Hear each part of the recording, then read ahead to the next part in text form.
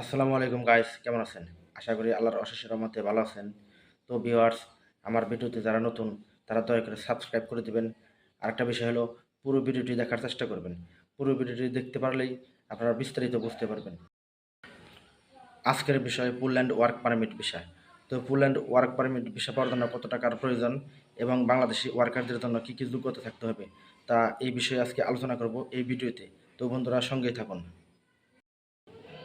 তো পোল্যান্ড এমন একটি দেশ যা সেনজেনের অন্তর্ভুক্ত।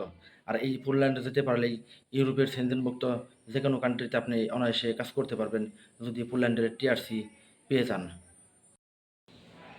বাংলাদেশের বিভিন্ন এজেন্সি পোল্যান্ডের ওয়ার্ক পারমিট ভিসার জন্য 10 থেকে 12 লাখ টাকাও নিয়ে থাকে। আবার কোনো কোনো এজেন্সি 8 থেকে 10 লক্ষ টাকাও নিয়ে থাকে। তো পোল্যান্ডের ওয়ার্ক পারমিট ভিসার জন্য নিজে নিজে প্রসেস করতে পারলে 5 থেকে 6 লক্ষ টাকার প্রয়োজন, টোটাল কস্ট আর কি। আর এটি সাধারণত বিভিন্ন বিষয়ের ক্যাটাগরি অনুযায়ী বিভিন্ন রকম খরচ হয়ে থাকে, যেমন student visa, work permit visa, business visa, tourist visa. আর আপনি যদি ট্যুরিস্ট অথবা বিজনেস ভিসায় পোল্যান্ডে যেতে চান, তবে বাংলাদেশে নিযুক্ত সুইডেনের এম্বাসি থেকে ইচ্ছা করলে আবেদন করতে পারবেন। এক্ষেত্রে আপনার কোনো দিল্লি যাওয়ার প্রয়োজন হবে না। আর আপনি যদি লং টার্ম ভিসা, যেমন স্টুডেন্ট ভিসা এবং ওয়ার্ক পারমিট ভিসা, এইসব ভিসাতে পোল্যান্ডে যেতে চান, তবে আপনাকে অবশ্যই দিল্লিতে গমন করতে হবে, পোল্যান্ডের এম্বাসিতে। কারণ বাংলাদেশে পোল্যান্ডের এম্বাসি নেই। আর এই দিল্লিতে যাওয়ার জন্য সাধারণত বাংলাদেশের ওয়ার্কাররা ডাবল এন্ট্রি ভিসা করে থাকে। তাহলে এখন আসি পোল্যান্ডের ওয়ার্ক পারমিট ভিসা হলে আপনার কী কী কাগজপত্র লাগতে পারে। নাম্বার 1, পুলিশ ক্লিয়ারেন্স সার্টিফিকেট, একটা ভ্যালিড পাসপোর্ট যার মেয়াদ কমপক্ষে 6 মাস থাকতে হবে এবং সাথে কমপক্ষে 2 পৃষ্ঠা খালি থাকতে হবে। আর এই 2 পৃষ্ঠা খালি থাকার উদ্দেশ্যই হলো এখানে ভিসা স্টিকার হওয়ার জন্য। তারপর পরই থাকতে হবে ফটোগ্রাফস, সিভি অর্থাৎ বায়োডাটা, যেটাকে বাংলা জীবন বৃত্তান্ত বলা হয়, এবং এর পরপরই থাকতে হবে মেডিকেল ইন্স্যুরেন্স 1 বছরের জন্য। সেই সাথে থাকতে হবে অফার লেটার, এটা হলো কাজের অফার লেটার, এবং একাডেমিক সার্টিফিকেট যদি থাকে, আর ওয়ার্ক এক্সপিরিয়েন্স যদি থাকে। তো ভিউয়ার্স, এখন আসি পোল্যান্ডের বিষয়ে আবেদন করার প্রক্রিয়া। পোল্যান্ডের লং টার্ম ভিসা অর্থাৎ স্টুডেন্ট অথবা ওয়ার্ক পারমিট ভিসা আবেদন করার জন্য আপনার নিউ দিল্লির এম্বাসি থেকে আবেদন করতে হবে।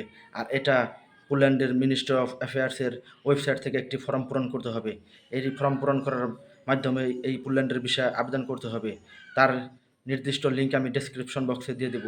তো সঙ্গেই থাকুন বন্ধুরা। আর এই আবেদন করা সম্পন্ন হলে বাংলাদেশে নিযুক্ত বিএফএস গ্লোবাল থেকে বুক অ্যান্ড অ্যাপয়েন্টমেন্ট এই অপশন থেকে ফর্ম পূরণ করে দিল্লিতে নিযুক্ত পোল্যান্ড এম্বাসিতে একটা অ্যাপয়েন্টমেন্ট বুকিং করতে হবে। আর পরে ভিসা অনুমোদন হয়ে গেলে আপনি যেতে পারবেন আপনার স্বপ্নের পোল্যান্ড।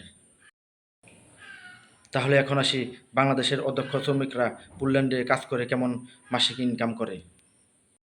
পোল্যান্ডের মাসিক বেতন বাংলাদেশি শ্রমিকদের জন্য আগে যাই ছিল না, এখন বৃদ্ধি পেয়ে 2024 সালে প্রায় $700 হয়ে গেছে, যা বাংলাদেশি টাকায় প্রায় 80,000 টাকা।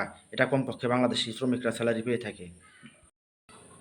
কিন্তু সেই সাথে আরেকটা কথা বলে রাখি, কাজের বিভিন্নতা ক্যাটাগরি অনুযায়ী, কাজের দক্ষতা অনুযায়ী বেতন কিন্তু কম বেশি হয়ে থাকে সাধারণত। কোনো কোনো ওয়ার্কাররা একটু বেশি বেতন পেয়ে থাকে, আবার কোনো কোনো ওয়ার্কার কম বেতন পেয়ে থাকে।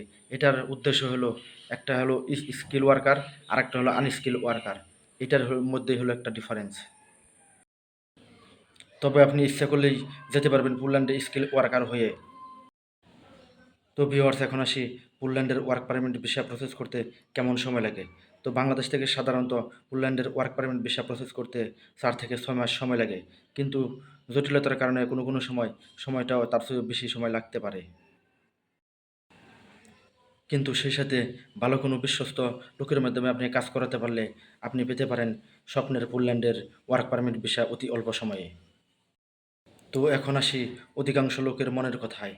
তো যারা পোল্যান্ডে যাবেন তারা কিন্তু অনেকেই যেতে চান পোল্যান্ড থেকে ইউরোপের সেনজেনভুক্ত অন্য কোনো কান্ট্রিতে। তো ইচ্ছা করলে আপনি যেতে পারবেন সেনজেনের অন্য কোনো কান্ট্রিতে। কিন্তু কিভাবে? আপনি যখন পোল্যান্ডে যাবেন ওয়ার্ক পারমিট ভিসা নিয়ে, ভিসা পাওয়ার পরপরই যখন আপনি পোল্যান্ডে গমন করবেন, আর সেখানে কিন্তু কয়েক মাস স্টে করার পরই আপনি পেয়ে যেতে পারেন টিআরসি, যেটাকে বলা হয় টেম্পোরারি রেসিডেন্স কার্ড।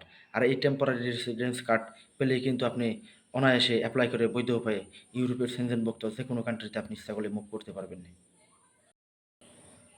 তাই আপনি সেনজেনের উন্নত কান্ট্রিতে যেতে চাইলে আপনি বেছে নিতে পারেন ইউরোপের একটি দেশ সেনজেনভুক্ত, যার নাম পোল্যান্ড।